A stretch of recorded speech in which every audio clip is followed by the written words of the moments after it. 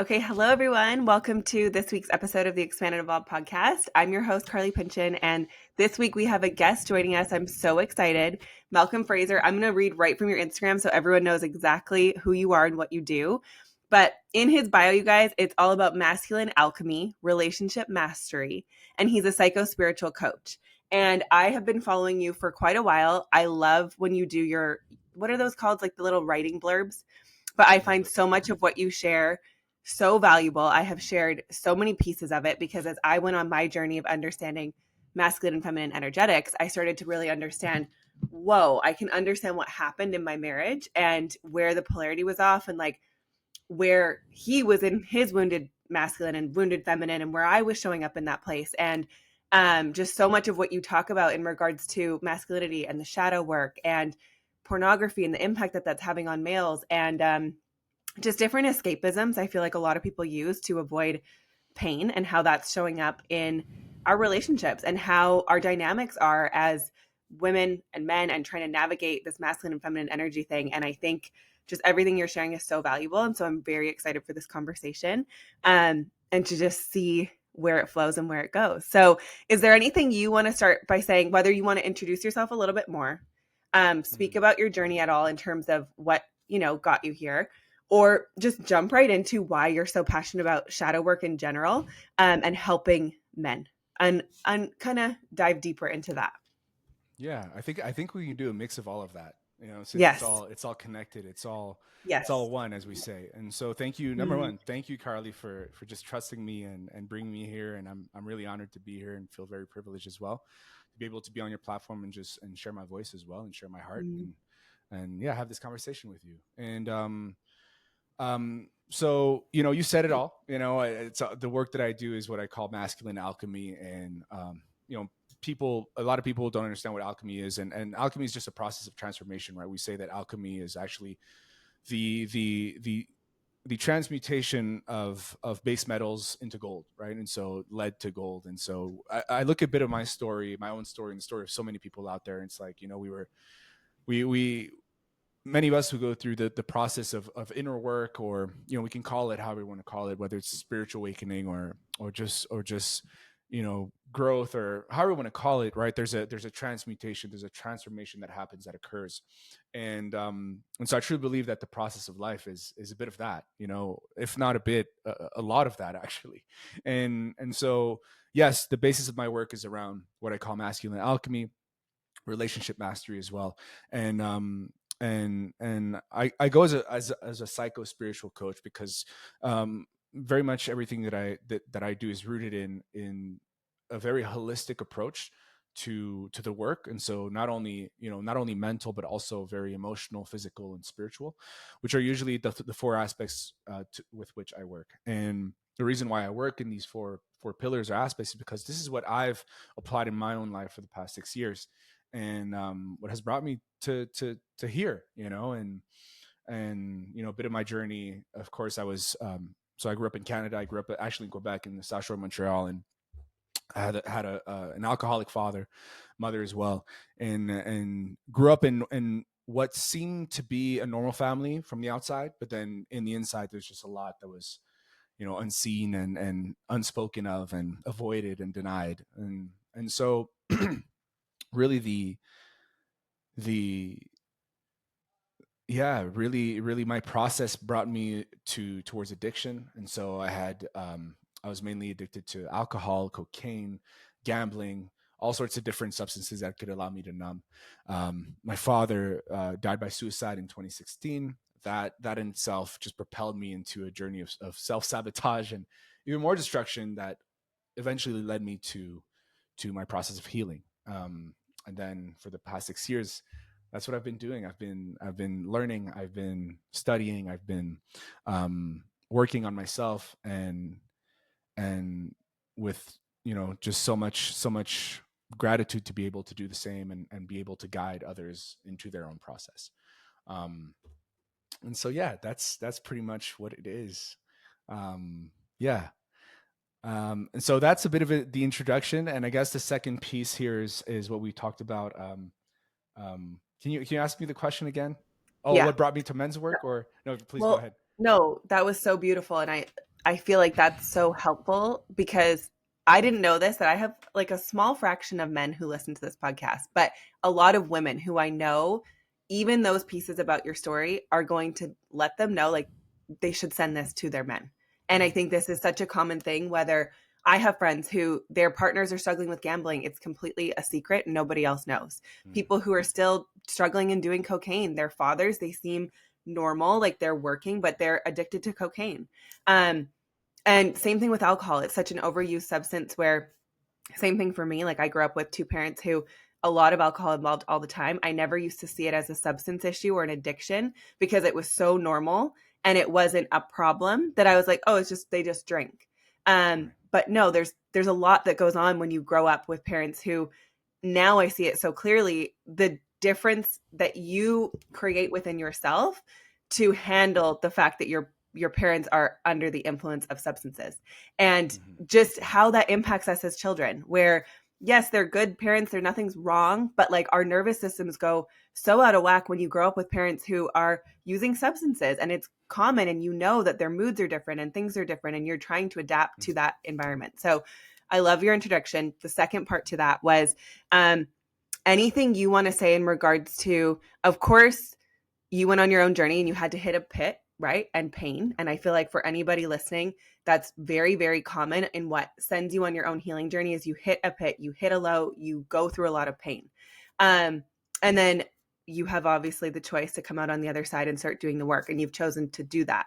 Is there anything you want to say in regards, in just general, like we can just jump into shadow work in general and like what that is, because I think it's another term that we're hearing. Obviously, if you follow spiritual people, you're going to hear your shadow, your wounded feminine, your wounded masculine, like shadow work. You're hearing these terms, but what really is that? When you look at working with men and working with shadow work, what does that look like for you? How would you describe it? Yeah, very simply put, I believe it's a storehouse for everything about ourselves that we avoid, that we denied, pardon me, that we don't want other people to know about. You know, you just said, men who are gambling and nobody knows, right? And that's because the person who's gambling doesn't want anyone to know. And that in itself, it's the shadow, right? And so the parts of us that we avoid, that we deny, that we don't want other people to know about, are usually the indicators of what's happening in our shadow. Okay.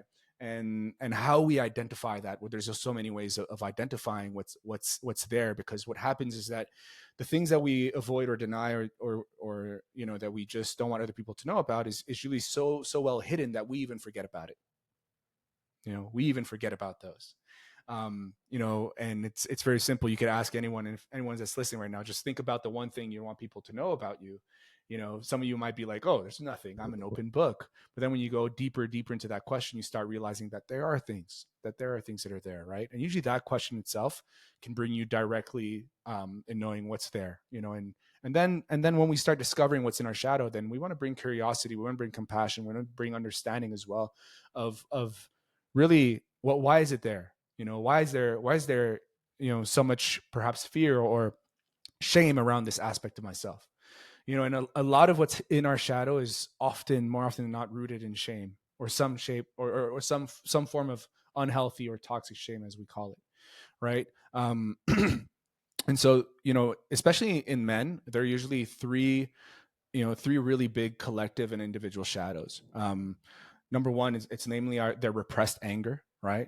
And so whatever is repressed as anger in a man. So for example, this comes with the idea that if you're a young boy and you're trying to express anger, you're showing anger, you're being told that being angry is not acceptable in this home. You're not okay to, being angry is not okay, right? All of that is going to repress anger. Or even growing up with a parent that is very, very angry, very violent, right? There's no room for your anger. So you're going to see that, and more often than not, you're going to repress it when you're at home, but then you're going to go in school or you're going to go anywhere else and you're going to act it out, right? Either act it out or act it in. And so really the shadow is all about the parts of us that we completely avoid about ourselves, right? Parts of us that are repressed, the parts of us that we just don't see, right? And that's why we call it the shadow. Not because, it's like you go in a dark room and then you sit there and you're in your shadow. That's not what it's about.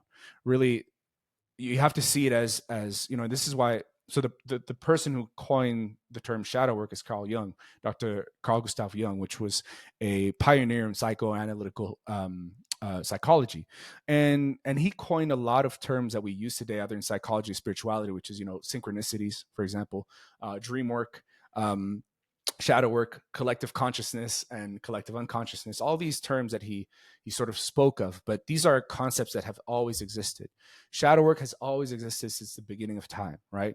We look at tribal times where there was shamans and they were helping people heal. What were they actually doing? They were actually trying to bring the split parts of a person into the whole. This is very well known. Shamans were the first healers of our world, from what we know. Right. And so shadow work has always been around, right? There are tribes that have been around for thousands of years and have done shadow work in their own way. Right. Another great way of knowing what's in the shadow is through our dreams. For example, when you look at your dreams and you're running away from something or you're having nightmares, these are usually indicators of what's happening in your shadow. So it's all really, really interesting ways of being able to spot your shadow. And why is it important to do that? Is because when something's in our shadow, it's basically because we've decided to split an aspect of ourselves, right? And what usually creates that split is a very specific experience that's going to come with an emotional response, usually more often than not rooted in either fear or shame, guilt, any of these more heavier emotions per se. And usually what's going to happen is that the parts of us that we've repressed are usually qualities of ourselves that we had as children. So for example, if I'm a young child and I just want to express my joy, express my happiness, and I want to share that with my parent, or whether it be my mother or my father, but they had a really, really difficult day and they're very irritated. Perhaps they're alcoholic, and they're just waiting to have their first drink. And then I'm coming in the room as a little boy with dignity and just having a lot of joy. I wanted to express that. And my parents sees that and they're like, they yell at me, stop being loud, or they slap me across the face. What happens then is that there's this shame in the expression of joy, right? And so perhaps in that moment, what's going to happen is like, oh, I need to be loved by the person that's in front of me. We are dependent of our parents, and so we need our parents in order to feel accepted, loved, or whatever it is as children. And instead, we're being abused, we're being traumatized, right? And so this aspect of myself, which was an expression of joy, is now being repressed. And what represses it is the shame that I felt in that moment, right?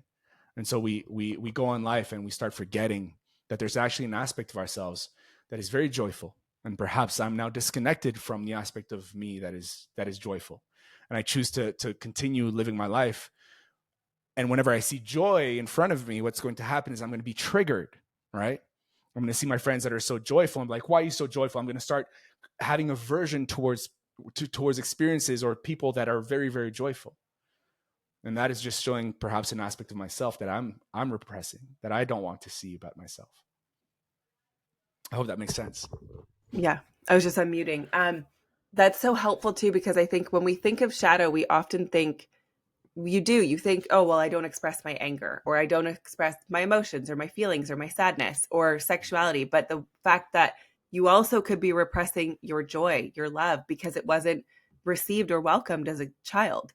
And that's a piece that I think I haven't really heard recently to even reflect on, that in those moments where I'm even thinking of my own kids, where they're just so joyful, but it can be very loud, that sometimes you're like, oh, please quiet down. Like, I need a minute. And it's not anything to do with them. You're stressed out as the parent or individual, but that could be a very clear reflection to them that, oh, my joy needs to be like smaller, and I shouldn't express my joy because it's not safe to. And I think sometimes we think as adults, joy as happiness, like just feeling happy, but your joy could be loud expression and being really bold and big, and you are afraid to do that because it wasn't safe as a child. So that's a different way to look at shadow, that it's not just sexuality, anger, and shame. It can truly be love and joy also that you've pushed Absolutely. down. Yeah, and So this is why, beneficial. Yeah. and this is why Carl Jung said that the importance of going into the shadow. Why we want to do shadow work is Mm-hmm. because we want to come back to a place of wholeness. We want to be able to actually come to a place where we can accept ourselves fully, see all aspects of ourselves that we've denied, that we've repressed, that we've hidden away, right? Because the reason why we hide these parts is because we want to be accepted, we want to be loved by others. right? So we're actually putting masks on in order to please, in order to make sure that we're going to be loved, right? And Mm-hmm. and the less we look, or the less we give importance to what's hidden in the shadow, then what happens is that these aspects starts becoming what they call a complexes, right? Or entities, these kind of entities. And then when we least expect it, when we're going into, and I'll give you the example of joy again, I'm in an experience where I see just so many people joyful in front of me, and that's creating just so much anger that I just decide to grab something and just throw it on a wall, right? Break a glass or whatever, right? I become a reactive in a very disproportionate way because I just saw joy in front of me, right? Mm-hmm. Something that I wasn't allowed to express as a young child, but yet I see all these people expressing it, and not understanding why. I just do something very reactive, right? Very, very reactive. And then everybody turns around me and I'm just like, oh, who was that? What took over me? That wasn't me. Mm-hmm. I'm so sorry, guys. I don't know what took over me, right? And so that's how the Well, shadow it's your can come inner out. child. And Yeah, it's, I yeah. think as adults, and even we can talk about this and how it shows up in relationship, but I've been feeling so much lately like we need to also have compassion for both partners, women and men, but especially I feel so many women are starting to get to know all of this information, but I'm like, you also need to have compassion for your partner and the inner child that now they need space and time to start looking at this and going into it. It's not a quick fix. Yeah. And in those moments where you do have that reactivity, let's say, for example, if this is your partner, as long as they have the self-awareness to go, whoa, like how you have the awareness now, if that happens where you see the reactivity, not that you're saying it's okay, but understanding like that's the 4-year-old, 6-year-old, how they navigated that back then, and it's still showing up now. And so allowing the space for them to go through their process to learn how to move through that in a different way. So was that you? Like you would react that way, and have you found a way to move through that now? Like, does that still show up for you? Yeah, well, it's very interesting because I can remember so many moments in my life where I would react very disproportionately, especially my teenager years, or even a bit after that, in Mhm. relationships. But I remember that very early on, I just started numbing myself a lot. And so I would be very, yeah, I would be very unexpressed. I wouldn't express a lot of my emotions. I was actually very afraid. I remember being very afraid going to a relationship and expressing how I felt. But I was a very kind man, or a kind teenager. I was always trying to please people. I was trying to make sure that everyone was happy around me. And of course, I didn't know where that came from. Um, until 3 years in sobriety, that's where something came out. And literally, this is an expression of the shadow. And what I mean by that is something was revealed to me, right? An old memory that was very deeply hidden away. And it was basically how I was sexually abused by my own father when I was 6 years old. I talk a lot about this, and I have ease talking about it because I've of course healed so much Mhm. around this. And so it came out of nowhere while I was having a conversation with someone, and it came out. I started seeing everything that happened. I could feel the emotions as well, right? Mhm. It's like as if I've opened Pandora's box, and then all of these repressed emotions, the memories from that experience just came out all at once, and I started just seeing all of it, and then that's where I felt that my true sort of awakening came, right? Because I finally remembered what was the experience that was so Mhm. deeply ingrained within my shadow. And so and that experience in itself, affected me in so many ways, whether it's through the addiction, whether it's through the dishonesty, the codependency, the wanting to please other people, especially women, and even men. I had this tendency of wanting to please older men, in a way of being accepted and feeling loved because my father was absent. I also experienced incest, sexual abuse from him. Um, and so I was always looking for an older sort of role model, something that a lot of men in our society are struggling with, because a lot of us, of course, grew up without an actual present father. And so the absence of the father has been something very big in our society. And also, I say men, but women as well. And when I speak Mhm. of an absent father, it's not just the father that's not at home. It's the workaholic father. It's the Mhm. alcoholic father. It's the emotionally unavailable father, right? And so there's so many different manifestations of the absence of the father. And so a lot of men, are looking for the validation from other men to be seen and be Mhm. like, oh, you know, I'm a man. I'm accepted by other men. Um, so yes, it showed up in my life in just so many different ways, and still today, this really big shadow of mine, or at least what was in my shadow, really poured out into so many of my behaviors, whether in relationships or not, and even in my habits. And so I had major issues with pornography for a very long time, Mhm. and the type of porn that I would watch was always recreating my sexual abuse. And so the imagery that I would look at would remind me of that experience, right? And so I remember also after watching pornography, I would always feel so much shame, so much Mhm. pain as well, just so much of that. And so even my relationship with sexuality was really rooted in shame, really, really rooted in shame, Mhm. and submission, and all of these things. So there's been just a reconditioning, a rewriting after that experience, after seeing what came out of my shadow. Um, and still to this day, I still work with mentors, I still work with a psychotherapist to understand how this is still coming out and how it's still acting out in my life. Because at the end of the day, the reenactment or the acting out of the same experience, the perpetuating of it, is just my wounded inner child, right? It's that little Mhm. boy in me that's wounded, that doesn't feel loved, that doesn't feel understood, that's really just in pain. And that's Mhm. why, that leads me to the second aspect of what I talk a lot about. There's shadow work. And to me, the shadow is basically the aspects of us that end up controlling us. It's really Mhm. what controls us. And because we're like, I don't know what I just did. That wasn't me. That's usually what we're going to say when we're coming out of our shadow, or something that happened. And then the second type of work that I believe is really important is healing the inner child, right? The wounded inner child work, which is a bit different, but yet both are very much intertwined, because a lot of what's repressed in our shadow comes from early childhood, teenager years as well, and could come later as well. Um, and so both are very, very much intertwined and interconnected, and go hand in hand together. But I think it's definitely, the most important work. And I say work here. Um, Mhm. to me, it's no longer work. It's just a way of, Mhm. of being, right? It's just Yeah. a new way of embodiment, and being who we're supposed to be. Yeah. Okay, so for you to have had awareness even show up, did you become aware within you, or did someone have to start pointing these things out to you when you first started on this Yeah. journey of understanding that you did have a substance issue? And then did you seek help for the substance issue? Is Mm. that what started the kind of spiral of events?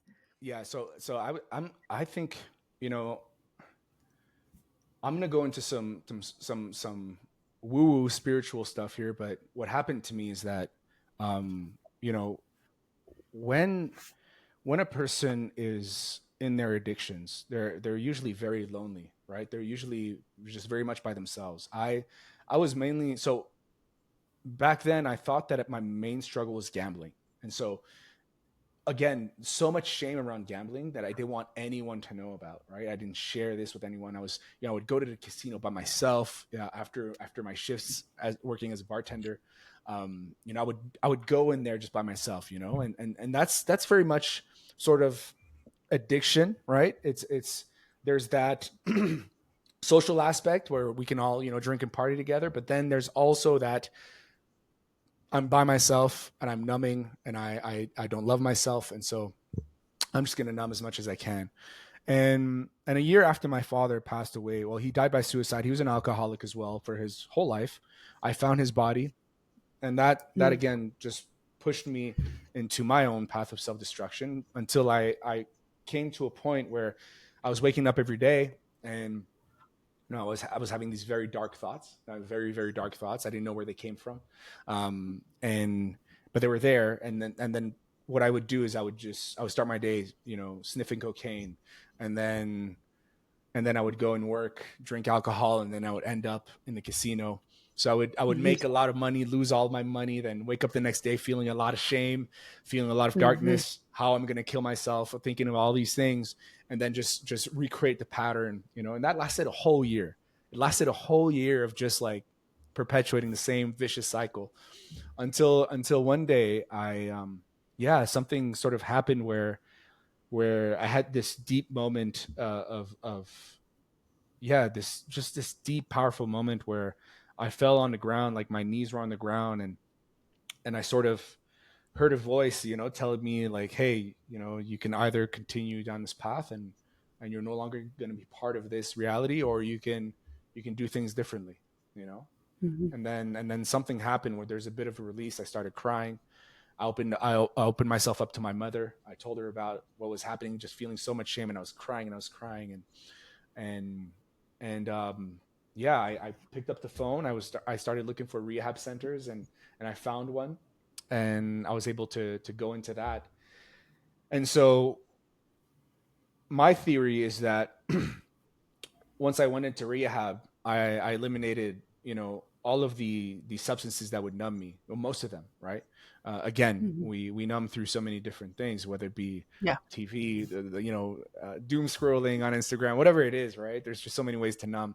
But I removed the bigger ones, right? Which were gambling, cocaine, and alcohol. I've never been a weed smoker. I'm not really smoke at all.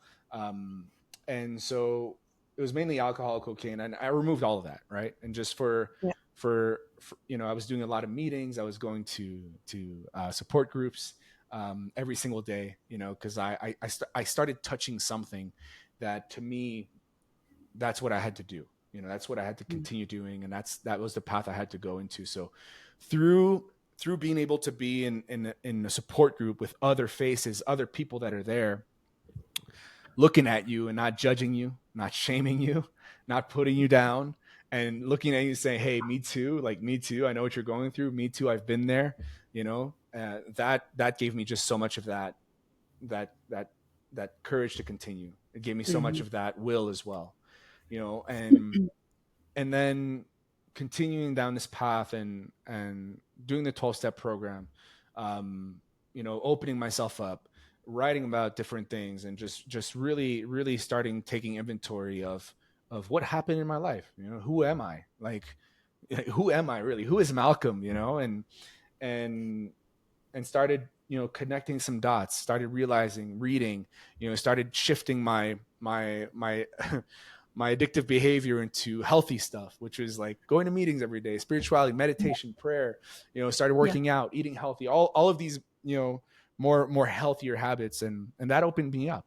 It opened me up, Mhm. Carly. It's just like I started, removing what was no longer me, and it opened me up. And it was 2 years in, 2 years in recovery, that I had met someone. It was the first time that I had met a woman, and I felt this really deep connection. And we started talking, and I didn't understand why I had to continue, being part of her life, until one day she just started sharing her experience of sexual abuse. And what's really interesting is that every single time, and this is another aspect of the shadow, or how it can appear in someone's life, is, I was going to meetings, and I would listen to people talk about their sexual abuse. And every single time someone would speak about their experience, how they felt, everything they went through, I had this image come up. I had this like image just pop up of my home, a certain night. Mhm. And I remember my mind just going, no, no, that's not what happened. And I would just push it away. Literally just like, no, no, no, that's not what happened. And I was like, wow, and it happened. It kept on happening until this one day I have a conversation with this woman, my friend, and she shares about her experience. And then while she's sharing her experience, my body starts trembling. I start shaking. I Mhm. start tearing, and I'm just like, and then I'm like, what's happening? Right? The body keeps a score. Something's happening in my Yeah. body. And then out of nowhere, I just see the whole thing happening. I see the whole thing Mhm. happening, feeling the experience, everything, every detail, everything of how it happened. And and so I remember she was looking at me, she's like, what's happening? And I told her, I don't want to make this about me right now. You're opening up, but like, this is what's happening. And and then the next day, I remember just feeling just so many emotions throughout those days Mhm. afterwards. But it finally clicked. Mhm. I think I was at a place in my life where I was finally ready to finally Yeah. see and finally confront this aspect of myself. And yeah, that's when it was revealed, and that's where I really started doing, the work, Mhm. or changing these behaviors, or understanding myself better. Yeah. I always say that too, because I've done a lot of women's circles and I've worked with different women. And I always say, you don't really have to be afraid because your body's only going to show you when you're ready to receive it. Yeah. So if you had a memory like the sexual abuse, Yeah. it didn't come up until you were ready. And I think you had to be in a healthy enough place that you were ready to manage the emotions that came with that, to work through it and heal it. And I think some people are so afraid to even step into this because they have a little bit of a knowing there's some stuff that they really push down and they're so afraid of it coming to the surface. But I always say, like, let's say you do breath work for your first time, or you try these different modalities of therapy. Typically it's not going to show up until, like, it almost baby steps you. I think you need to trust the wisdom of your body that you're going to get shown little things that allow you to be open to healing and get in a healthier place before it shows you the big stuff that could potentially completely rock you. And I'm sure you had all these healthy habits you had established. You'd started the work before it was ready to be like, all right, you're ready to receive this now and move through it, because it was in there the whole time. It's just you had to get to a place where you were ready to move through it. And I think that can be comforting for people sometimes, because I think I've had friends too and done these circles or breathwork circles or gone to retreats, and they're so afraid of this stuff coming up that they avoid doing the work at all. But every single time when I watch them go through the process of 4 days, let's say, it's never the first time. Like, it's when you start, it's kind of, you're just getting your body almost ready, and little baby steps, just like how you'd get stronger, you develop an ability that you don't have right now. It's not going to show up till you're ready. So I think that's affirming for people to understand that you really don't need to be afraid of what repressed memories could show up. They're never going to reveal to you, and your body's going to know when you're in a state that feels safe enough to bring this to your awareness. So I think that that's amazing. And it's so common. I don't know if you want to speak to this, because you mentioned the pornography and the tie to your sexual abuse, but I'm sure you work with a ton of men. And I feel I've always had this really strong pull from a young age that I knew there was something really dark about pornography. And then I was like, no, there has to be something that, like, I know you think this is all fine, but like, there's no way that it's fine for your brain and your development and like what it's doing to how it does. It puts you in a state of shame. And so I don't know if you want to speak to this, because it's obviously a very widely used, you could call it a substance, you could call it an escapism, a number, just like alcohol, just like doom scrolling, just like watching TV, whatever you want to take. It's another thing that can be something that you use outside of you to not feel what could be showing up and why you're, going to use that thing. When you think of the people that you've worked with, the men that you've worked with in general, is there any ties that you've seen to, if you want to speak on that, like sexual abuse, trauma, and pornography, or like how you've seen pornography show up and maybe destruct relationships, or for women who have men who struggle with pornography, like how they can support their partners in that? Because I was that person. Pornography in my marriage was super detrimental in the beginning of our dating stages, and it still remained an issue all the way until the end.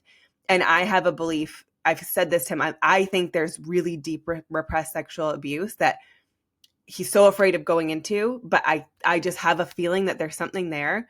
And it's like this shame cycle that you almost keep repeating, rather than, because you don't even know where to start or go to dive into the work that's going to allow you to be free from it. And so instead you kind of stay on this loop and this shame cycle, and it's the habit and the pattern that you're in. So anything you want to say in regards to pornography, what you've seen with men in regards to sexual abuse, like anything in regards to any of that? Yeah, absolutely. Thank you for opening the space and sharing that as well. I'm sorry you had to go through that and had to experience that. And so, yes, I totally agree. Pornography is a substance like any other substance. And, we can look at the conditioning around it, and just, you talk about porn to anyone, and most of the people will be like, oh yeah, it's just pornography, it's everywhere. It's, we've grown up in a society where, everything has been sexualized, sexual marketing, sex sells. And so, it's always been around. I remember growing up in the 90s, and, we go to Blockbuster or anywhere, and you had that section of the movie section back. And, as little boys, I don't know about little girls, but I know about little boys, were like super curious. And I was even trying to see who would go there and come out. Yeah. I was like, oh wow, okay, super excited like, who are the people that go back there? Yeah. That's what I would always look at too. Yeah. There's like this mystery around it, right? And so Yes. there's like this sort of mystery around pornography, and you look at today, there's no mystery at all. Right? There's no mystery. You're like literally one click away from watching porn. And yeah.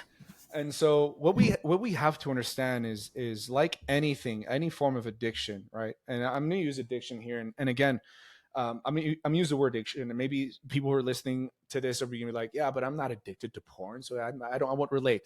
Just just just listen, all right? And here's what I'm going to say: when it comes to any form of you know addiction, whether it be porn or anything, there's always a wound that is rooted in it, right? There's abuse, and there's some form of shame, or there's some form of guilt, or there's some form of fear that will, there's an emotional response to the abuse.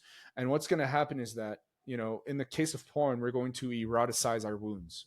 And this is something that my mentor actually talks a lot about, and he's talked about this concept of eroticizing our wounds, right?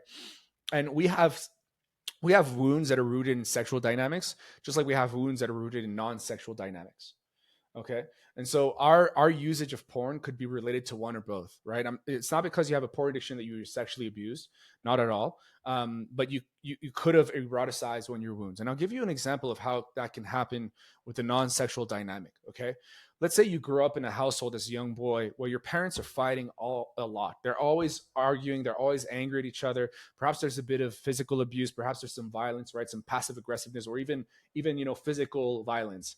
A lot of yelling. And so what do you do as a young boy growing up in that is that you're going to find a way to dissociate, right? You're gonna go back in your room, you're gonna hide perhaps, and you're gonna create a fantasy world. And in this fantasy world, maybe your parents love each other. They're super kind. They're super loving towards one another, right? Basically, something that you're not experiencing at home, and you're just you sort of create this fantasy that they're very loving and very very connected, or whatever it is, right? And then growing up, especially if you grew up in the last 10, 20 years, most of us boys will be sexualized, or find a porn mag, or find something, right, that's going to amplify this fantasy. And so this young boy that grew up in a household where parents are very abusive and very violent is going to create a fantasy of parents being very loving and joyful, and he's maybe going to see himself between both of them. And then when he finds porn, then that's going to amplify the fantasy in itself, and he's perhaps going to start watching video of a man and a woman that are really, really intimate, that seem that they love each other, right? And so that's going to create that addiction. That's going to create the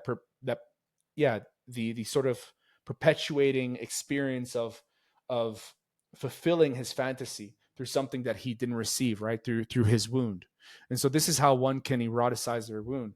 Just like the same can happen through someone that was sexually abused, right? A lot of men that I work with that have been sexually abused, when you ask them what kind of porn they watch, it is, I would say, 99% of the time directly rooted in how they were sexually abused. So they're going to watch a video where perhaps a man is very submissive. If they were sexually abused by men, they might watch men together, and perhaps threesome with men, having sex together with a woman, whatever it is that's showing up, right? They could be watching just men together, or whatever it is, right? But they're going to reenact. They're going to act out through the pornography what happened to them. And most of the time, they're not aware of it. They don't even see it until they're finally asked a question. It's like, hey, what kind of porn do you watch? And how is that perhaps connected to what happened to you? And they're like, holy shit, okay, it's directly connected to it.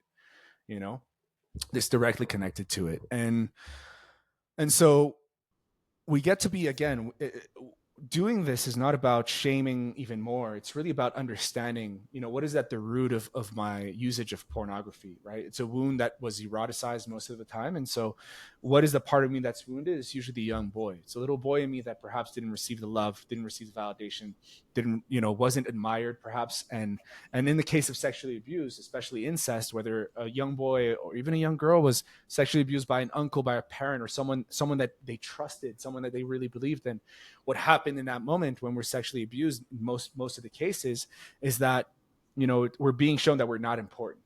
We're being shown that our life is not important.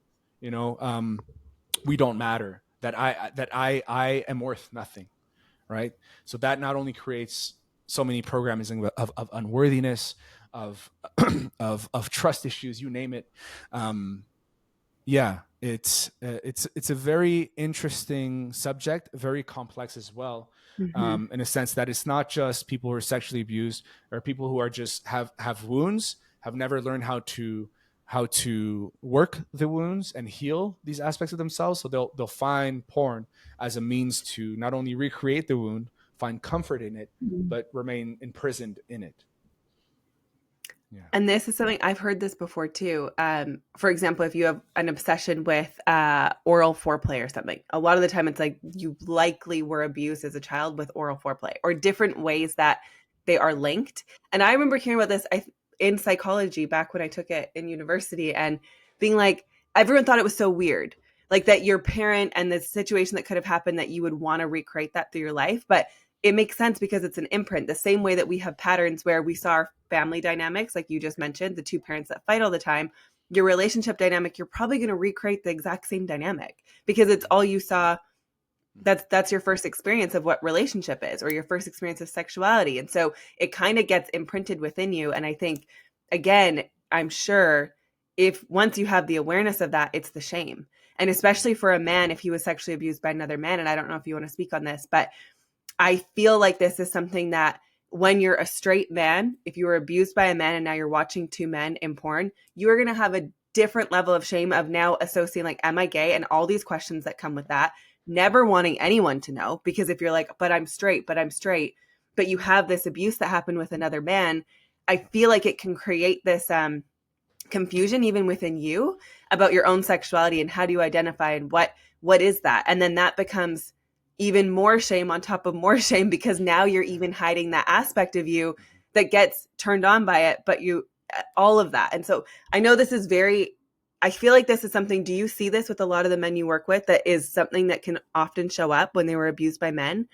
And then they're dealing with a whole other level of shame because now it has left them confused about their own sexuality. Yeah, absolutely. It Yeah. does 100%. It happened to me, for a very long time. I Yeah. thought, okay. And this is really interesting because I remember growing up as a teenager and even young adult, not knowing that I was sexually abused, but I would ask myself that question.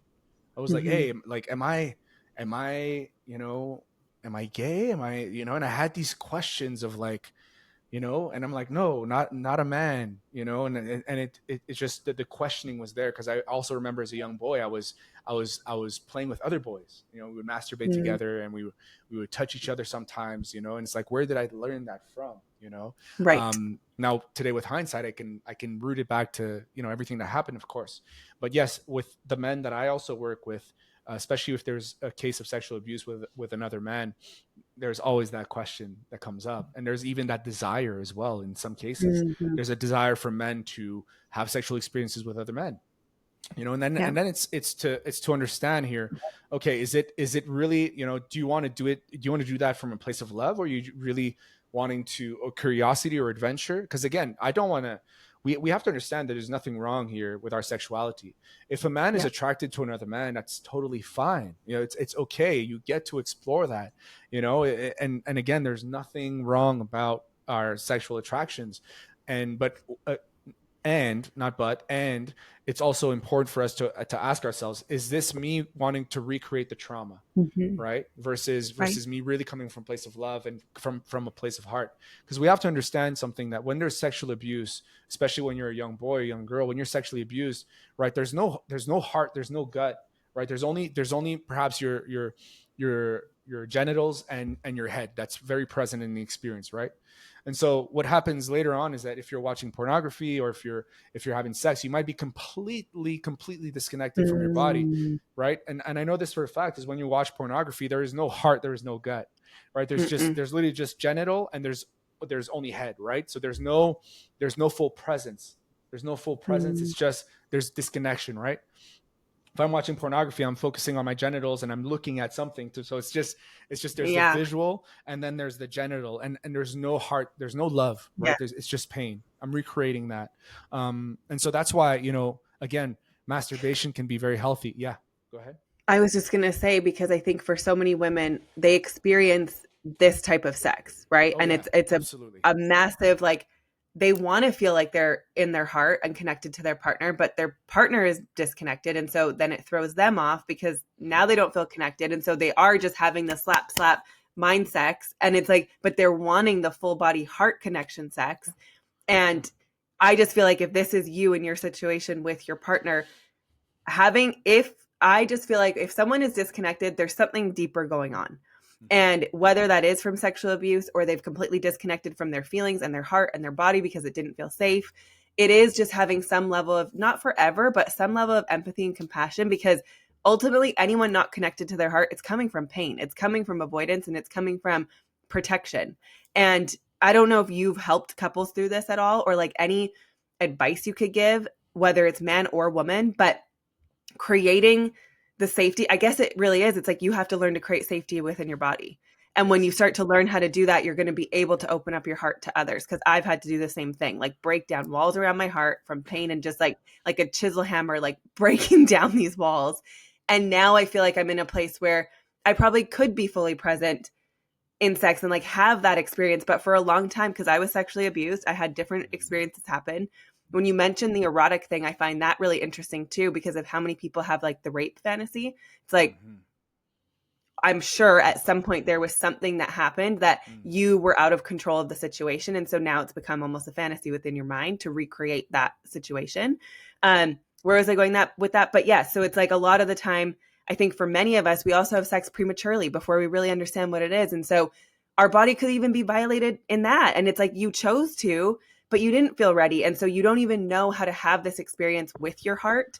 And so I think a lot of us in relationship are wanting that connection, but neither person knows how to create it. Mhm. And so a lot of us are being intimate without our hearts, and it is the mind and the genital.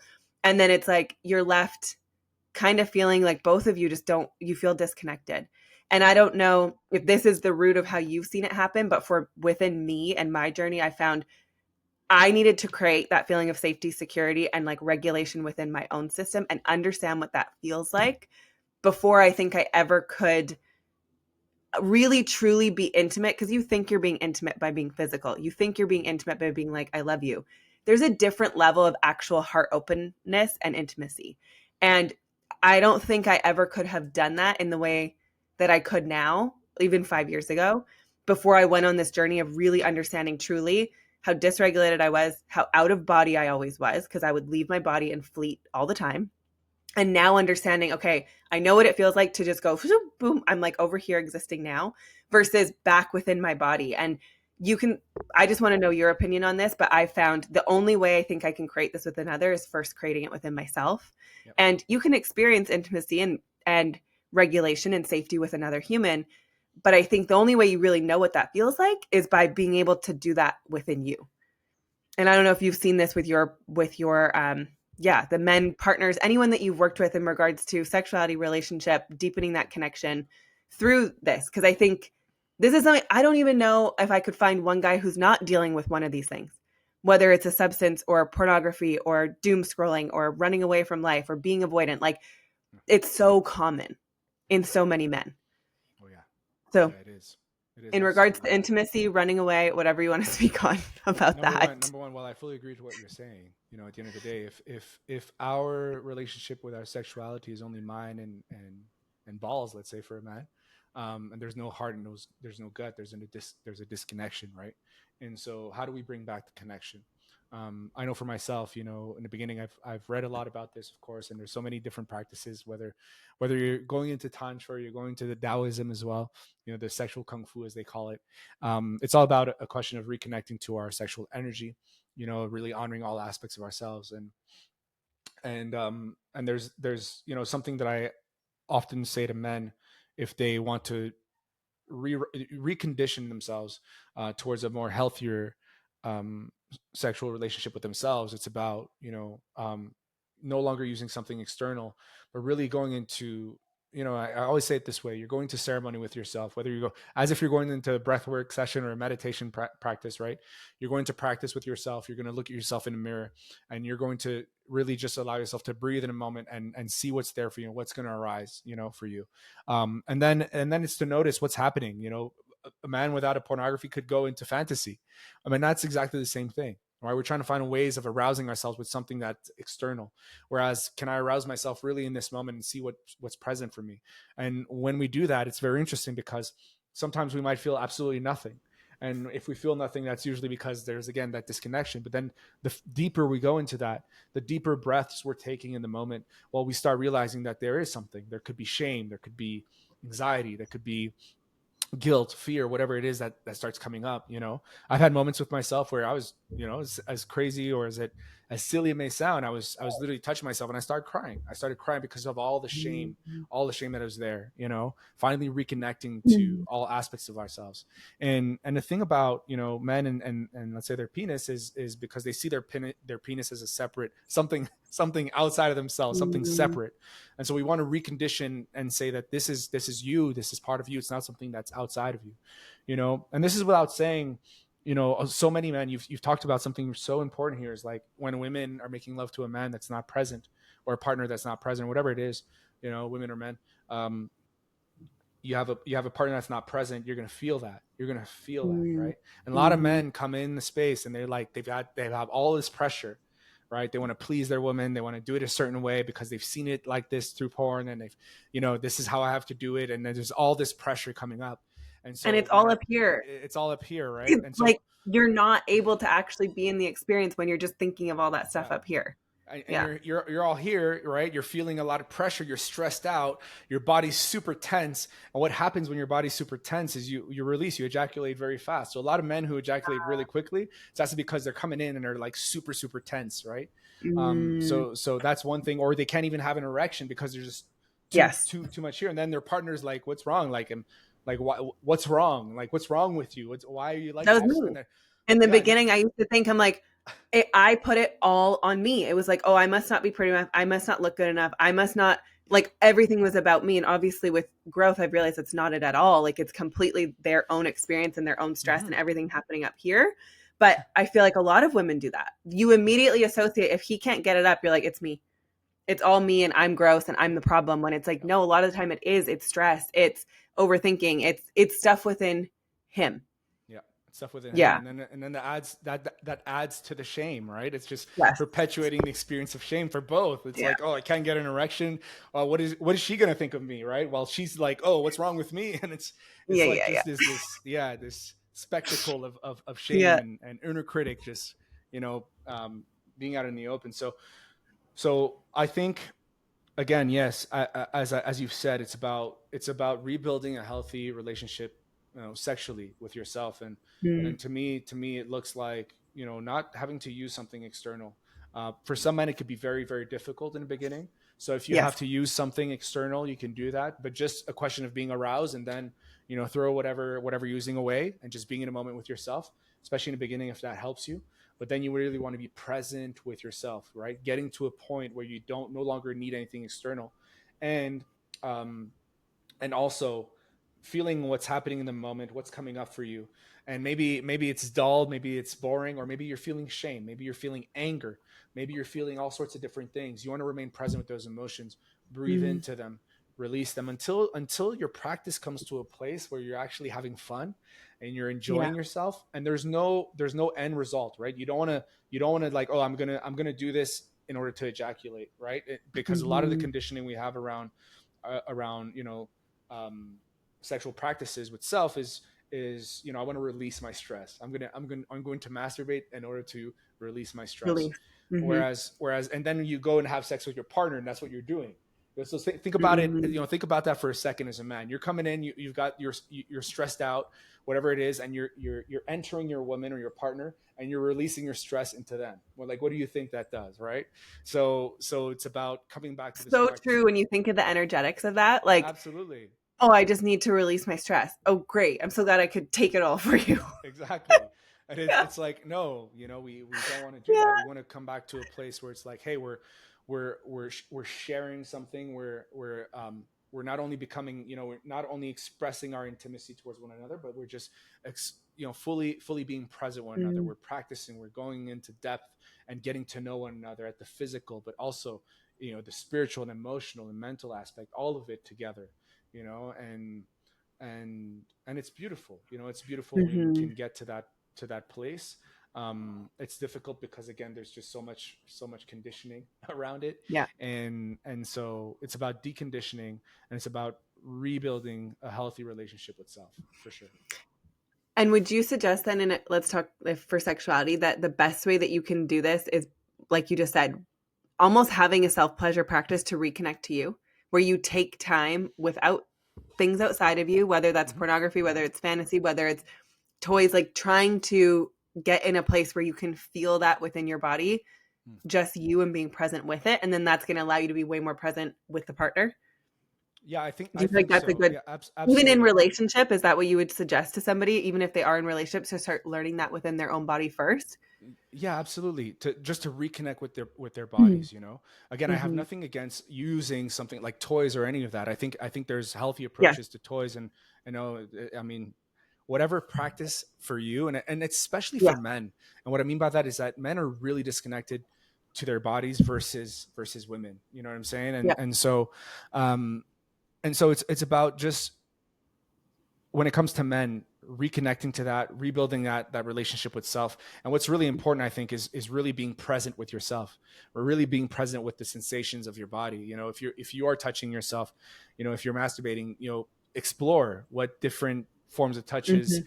will make you, you know, will evoke in your body. You know, touching different parts of your penis is going to it's going to awaken other aspects of yourself. So you want to just explore what's there for you.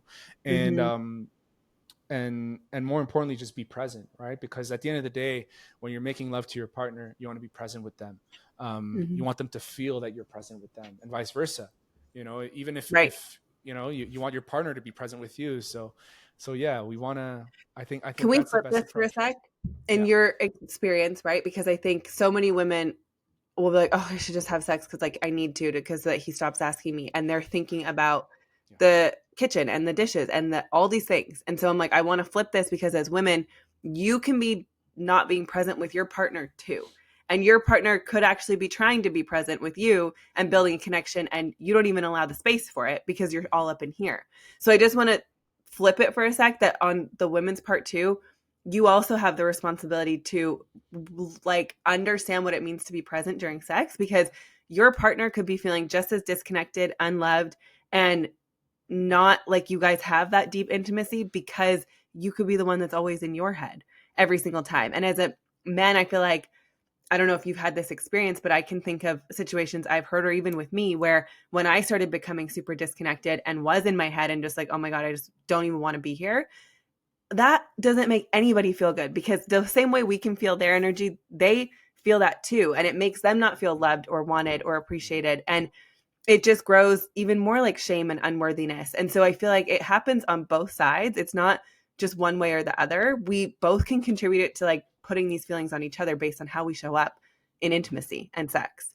Um, and I don't know if there's anything you want to say on that, but just for women to maybe understand from your perspective, if you've heard this from men, what that can feel like for them when they know. Because I think so often men are like, I want to feel connected. They go, let's have sex. When women sometimes are like, I need 900 other things to make me feel connected to you to want to have sex. And so I think there's often this disconnect. And maybe just understanding, like, if you could speak from a man's perspective, because it is mostly women, just so that they could really feel the heart of like what that could make their man feel like. And they're not usually going to be able to articulate this to you to say, like, it makes me not feel all these things. But just in your experience from the men you've worked with, when this type of disconnect has shown up, or the women just never feel interested, what that can kind of like put on a man from a man's perspective. Yeah. I think there's more to it than just a man's perspective. And what I Yeah. mean by that, what I mean by that Yeah. is that, number one, what I'm going to say to women is this: is like, don't force yourself ever. Yes. Don't ever force yourself. Yeah, if you really don't feel like it, listen to that, right? And men should never force their partners into anything. And I think that, here's what I'm going to say at the root of it is, once you build that healthy sexual relationship with yourself, there's going to be less of a need. And what I mean by that, it won't be something that you want to do 6 times a day. Quite the contrary, you're going to want to create a space for it, right? Really a moment in the space where both of you are really present, and where both of you really desire going into it. And I think that is basically just another expression of the whole of intimacy of the relationship, right? The sexual the sexuality is just an expression, but are Mhm. you also very present when you're talking to one another, when you both need to express something, or are you thinking about the dishes, or are you thinking about the problems at work? You know, can you be really fully present and really prioritizing the connection? Because at the end of the day, I think that the superficial or the physical aspect of connection is superficial, right? There's a deeper connection, and there's no greater aphrodisiac than connection. And so how do we connect in a relationship? How do we prioritize the connection, right? Can we be fully present with ourselves when we're just talking? Can we Mm. create a safe space where both of our expressions are welcomed and listened to and heard and seen? And then can we also create a space when we're making love, we're fully present with one another, we're fully seeing each other, right? We're not thinking of all of the things we have to do, but we're just really, really fucking present together. You know what I Yeah. mean? And so yes, if you're a man and or if you're a woman, your partner's not there with you when you're talking, right?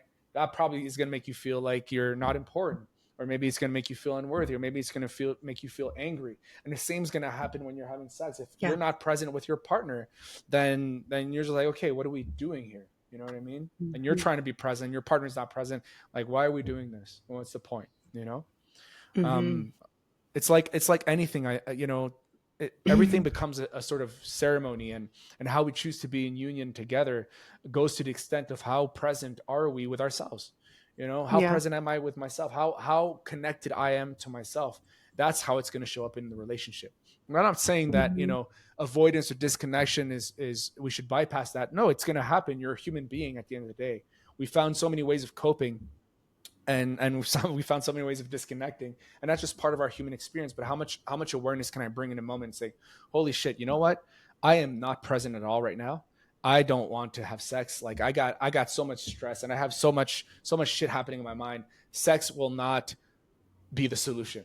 You know what I mean? Mm-hmm. And so it's about transparency. It's about openness. It's about vulnerability. And if a man or a woman or whoever your partner shares with you that they're not in space to have sex, then honor that as well. Honor that as well. Welcome them and understand. Don't make it about you needing to have sex. No, it's Yeah. it's again, the sex becomes only an expression of your relationship together, I believe. Mm-hmm. Yeah.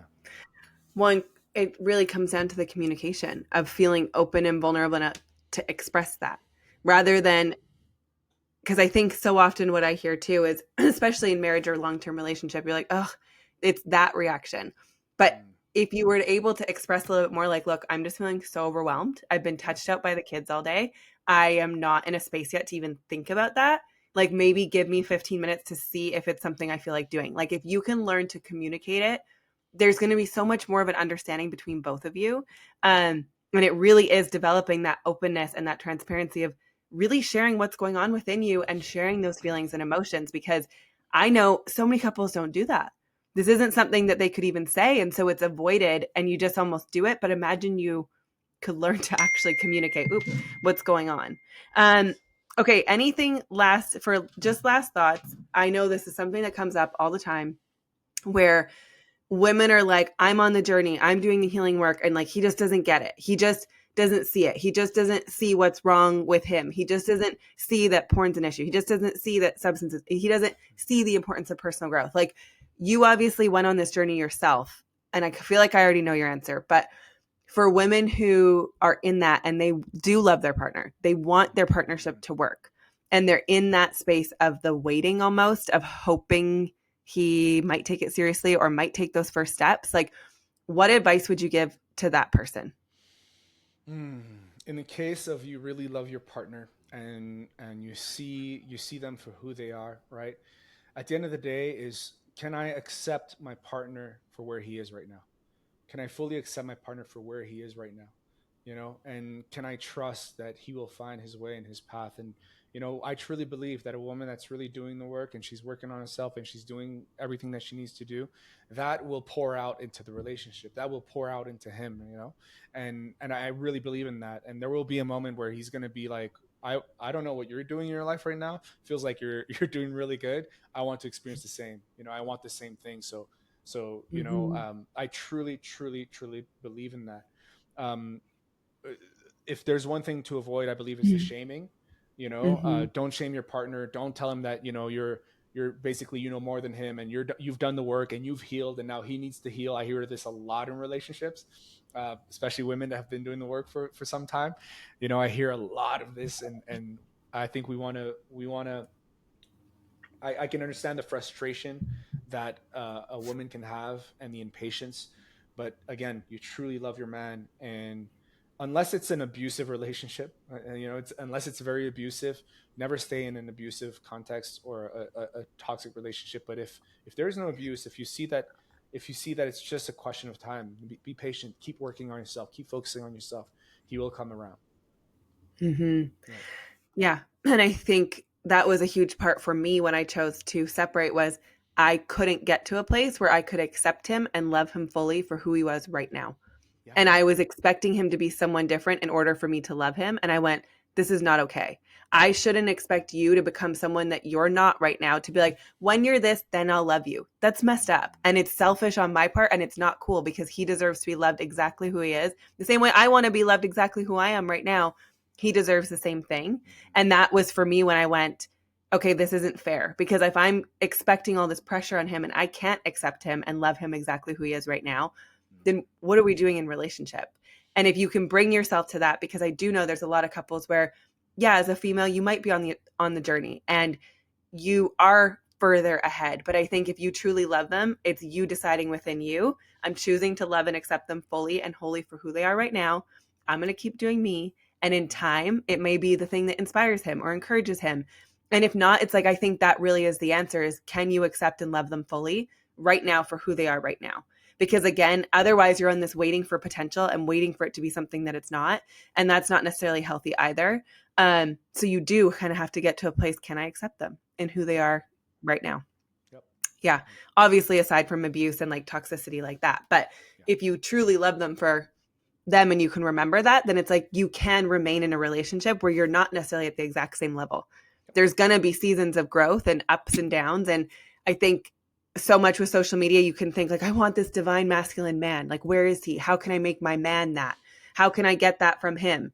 And I think you can offer encouragement. You can always give the invitation, but can you show up and love them right now? Because I think the worst thing that we can do, and I don't know if you just want to speak on this as men, obviously women struggle with this, but I feel like men really, this is just, the shame is so deep within them about other stuff, about not being man enough, not being big enough, not providing enough, not doing enough, not being successful enough. Like, this is something I feel like men are constantly dealing with all the time.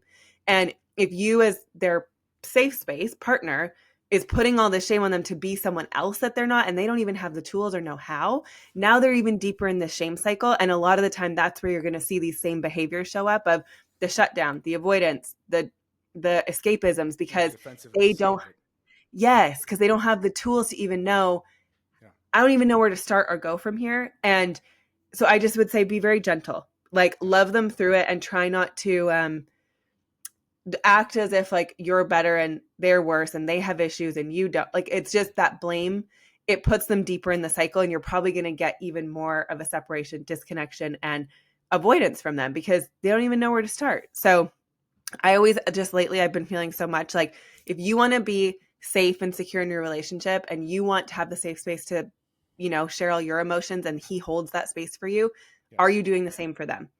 Because a man needs to feel really held and safe to get to that level of vulnerability. And that's something you can control as the woman, is can you actually create that space for them to get to that space where they feel safe enough to be vulnerable with you? And I'm sure you see that all the time with men where they may have never, they could be 30, 40 years old and they've never even felt safe enough to be vulnerable with a woman. Because 100%. I've even seen this the first time my husband broke down. I was like, I've never seen him cry, show a single emotion in my life, that I was like, it was so out of the blue that I was like, what's going on? I didn't know what to do because I was already checked out and disconnected, but that's what it took for him to feel. And I just went, this is so weird. I don't even know what to do because I've never seen you express a single emotion. Now all of a sudden you're crying in the fetal position like a baby. Like, I don't know how to handle this. And so I was there, but I was so uncomfortable because it was almost, and I don't know, I'm just sharing this, but like, I almost had resentment that I was like, oh, now you're going to finally show this level of emotion. And now you're crying like a baby when I've given you opportunity after opportunity after opportunity for years. And now, okay, great. And then I felt like shit. And that's on me because I was like, I could have done that, handled it so differently. But in the moment I was pissed off. And so if you're a female where woman where that happens, where he finally shows emotion to you, just take it from me, take a moment and breathe through it. Because even though you might be pissed that that's what it took for him to finally show it, like if he's finally showing it, I wish I could have created a safer space for him to feel like he could keep expressing, because the moment that he finally did, I was resentful. And so I didn't hold the space that I know I could have now with everything I know now. Yeah. Wow. Thank you for sharing that. I think at the end Yeah. of the day, A wild journey. I think at the end of the day, it's understanding that, you know, my way is not the only way, that we're coming in partnerships and we have two different experiences of life. And I think you've said it, you know, what creates the most safety in relationship is being able to accept one another. What gives us the most freedom as well, you know, is being able to accept ourselves or accept each other for everything that we are. Yeah. Yeah. It's a beautiful journey. Thank you for sharing that. It is.